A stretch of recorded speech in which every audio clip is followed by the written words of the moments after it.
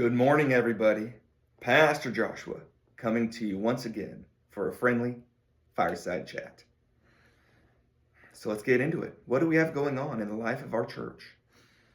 Well, last week, last Sunday, we had our communion Sunday, we had our cookie fellowship, and we had our congregational meeting where we took care of all the legalese that we needed to as a church. We got to learn as a church about how Christianity, because of the teachings and commandments of Jesus Christ, educated the world. And this upcoming Sunday, I'm taking a break. I'm not preaching this Sunday. We have the superintendent of our conference coming, Brian Outram, and he is kind enough to come and join us, and he is going to preach for us this upcoming Sunday. So I'm really looking forward to that, and I am sure you are all going to be receiving an incredible teaching from him. Anyway, today I grabbed this book, Every Moment Holy, and is a book of liturgical prayers. We went through at least one that I'm sure of earlier in this Fireside Chat series, the Liturgy of Morning Coffee. And this morning I was looking at this one here, a liturgy before consuming media. And since I obviously put this Fireside Chat out on social media, I felt it would be really good to have this liturgy for you all to listen to this morning.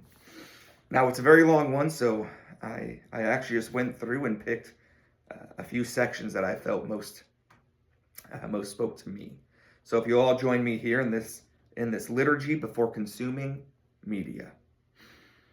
O discerning Spirit, who alone judges all things rightly, now be present in my mind and active in my imagination as I prepare to engage with the claims and questions of diverse cultures, incarnated in the stories that people tell. All truth is your truth, O Lord, and all beauty is your beauty. Therefore, use human expressions of celebration and longing as catalysts to draw my mind toward ever deeper insight, my imagination into new and wondering awe, and my heartbeat into closer rhythm with your own. Guard my mind against the old enticement to believe a lie simply because it is beautifully told. Let me not be careless. Give me right conviction to judge my own motives in that which I approve, teaching me to be always mindful of that which I consume and thoughtful of the ways in which I consume it. Impart to me keener knowledge of the limits of my own heart in light of my own particular brokenness, that I might choose what would be for my flourishing and not for my harm. May the stories I partake of and the ways in which I engage with them make me in the end a more empathetic Christ bearer, more compassionate, more aware of my own brokenness and need for grace, better able to understand the hopes and fears and failings of my fellow humans, so that I might more authentically live and learn and love among them unto the end, that all of our many stories might be more beautifully woven into your own greater story. Amen. It's a great reminder for us, the importance of guarding our heart, guarding our mind as we embark into the vast world that is social media. There is so much good that exists in the world, in the realm of social media. So much good knowledge, so much good teaching, so much good compassionate and true love. But there is also the corruption of the good. There is a lot of evil that exists in social media. So I just pray for you all that you have the wisdom, the discernment, and the fortitude in order to rightly choose which media to consume and which to refrain from. Well, let's get into our book of discipline and our next moral value.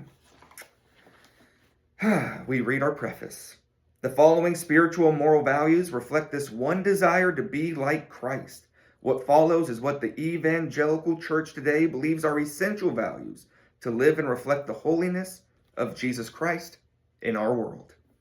We are on the moral value of family.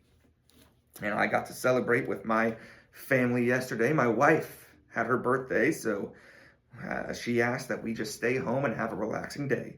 So I was her personal chef, and she was able to just have a day of rest and relaxation, and it was a great time just being together as our small family for the whole day. Anyway, let's read together. God has ordained the family as the foundational institution of human society. It is composed of a person related to one another by marriage, blood, or adoption. Marriage is the uniting of one man and one woman in a covenant commitment for a lifetime.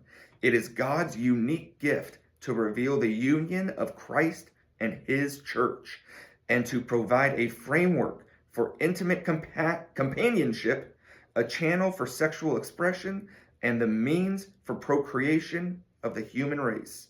Husbands and wives are of equal worth before God because both are created in his image, and God has no partiality among persons. The general attitude of relationships within the family is one of submission.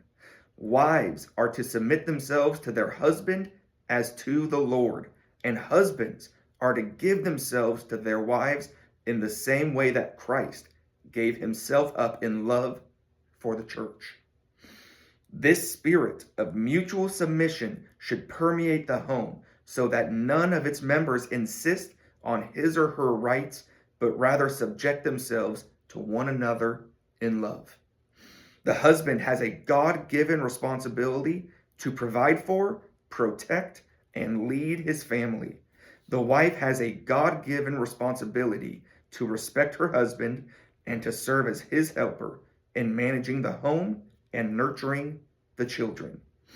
If a marriage is lived according to these truths, the love between husband and wife will show itself in listening to each other's viewpoints, valuing each other's gifts, wisdom, and desires, honoring one another in public and in private, and always seeking to bring benefit, not harm, to one another.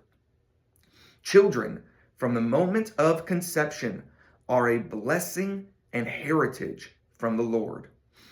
Parents are to demonstrate to their children God's pattern for marriage. They are to teach their children spiritual and moral values, lead them through consistent Christ-like example with loving discipline, to faith in Jesus, and to make choices based on biblical truth. Children are to honor and obey their parents. What a beautiful teaching that is. One that we cannot soon forget. It is a beautiful, beautiful teaching that Christianity has. That man and woman are equal in the eyes of God. And let us not forget that. Let me close with Paul's teachings in Ephesians chapter 6. Children, obey your parents in the Lord, for this is right. Honor your father and mother. This is the first commandment with a promise, that it may go well with you and that you may live long in the land. Fathers, do not provoke your children to anger, but bring them up in the discipline and instruction of the Lord. Brothers and sisters, I pray for you. I pray for your families. And I earnestly pray that you are all striving daily to align yourselves with the teachings of Christ, with biblical truth, working to live in mutual submission to each other, where you love, honor, and respect each other, and you do not harm one another.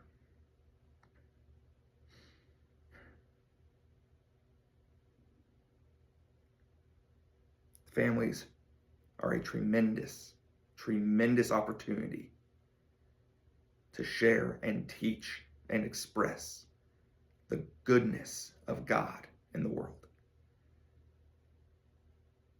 And may we all take that opportunity. Take the opportunity that the family presents to be lights in the darkness. I pray for you all. I pray a blessing over you and your families and your households. I pray for peace and contentness and joy today, this week, and all of this year. Go in peace.